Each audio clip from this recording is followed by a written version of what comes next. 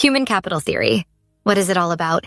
Although often thought of as a discipline of assumptions and theories, economics has played a major role in the development and application of the field of human resource development. Human capital. Its origins and links to investment. In the 1950s, the main factors of production consisted of physical capital, labor, land, and management. Mincer, 1962. Becker, 1993. However, in the early 1960s, economic growth accounting studies had difficulty explaining the growth of the United States economy in terms of these four traditional factors of production. Dennison, 1962, Kruger, 1968, Schultz, 1961. The gap, known as the residual factor, was identified as human capital.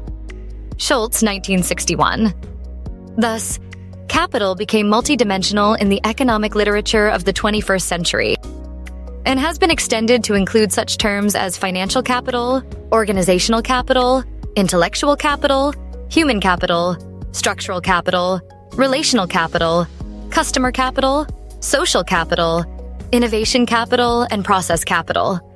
Edvinson and Malone, 1997, Chachant 52. The fundamental principle underpinning human capital theory is the belief that people's learning capacities are of comparable value to other resources involved in the human resource development. When the resource is effectively utilized, the results are profitable for the individual, organization, and society at large. Schultz, 1961. Becker, 1993, 15-16, noted, "I'm going to talk about a different kind of capital. Schooling, a computer training course, expenditures on medical care, lectures on the virtues of punctuality and honesty are capital too, in the sense that they improve health, raise earnings, or add to a person's appreciation of literature over much of his or her lifetime." Human capital theory therefore seeks to explain the gains of education and training as a form of investment in human resources. Aliaga, 2001. And the main proposition is that people are considered a form of capital for development. Aliaga, 2001. Becker, 1993. From this perspective, education and schooling are seen as deliberate investments that prepare the labor force and increase productivity of individuals and organizations, as well as encouraging growth and development at the international level. With its emphasis on viewing people as capital, human capital theory, like the field of human resource development, faced criticisms in its early development.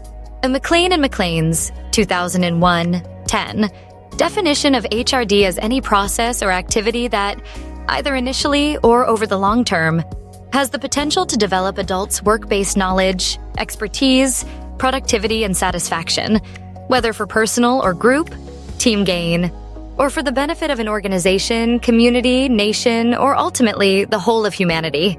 Returns are both private to the individual in the form of additional income and to the general society in the form of greater productivity provided by the educated.